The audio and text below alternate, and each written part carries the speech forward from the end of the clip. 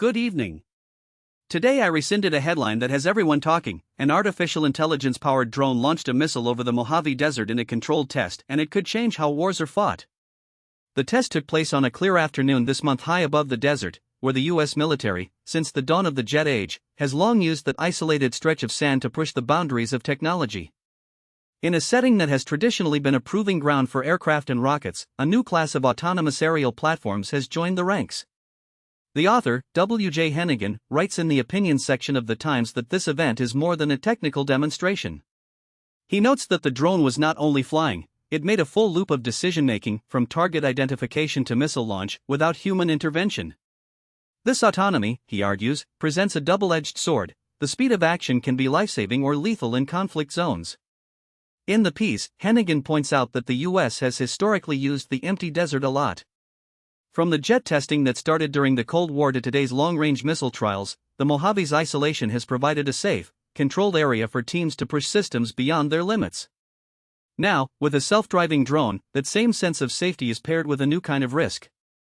One of the article's key observations is that the drone's missile launch was a complete end-to-end test of the AI pipeline. The path from sensor data to impact point was managed entirely by Medable algorithms, and the system verified the missile's trajectory mid-flight.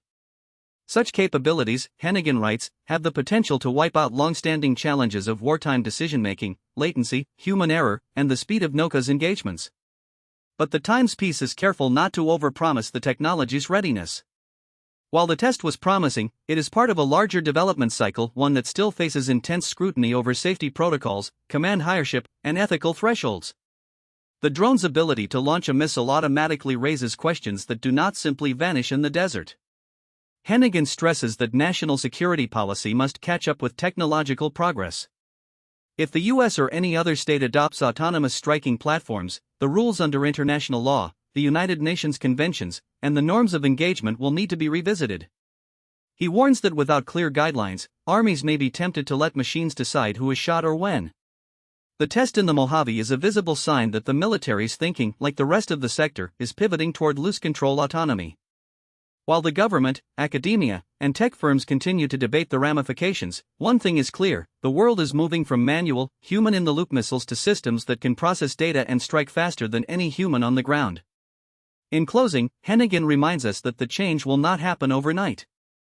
Still, as we've seen ABC a decade ago with pilots now training with virtual reality, such breakthroughs happen quietly behind the desert's dunes and are felt far beyond.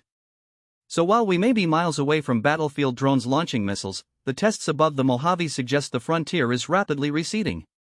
Stay tuned, because this new chapter of warfare is not a story for tomorrow, and we're not ready. Thank you for listening. Until next time, keep your curiosity high and your questions open.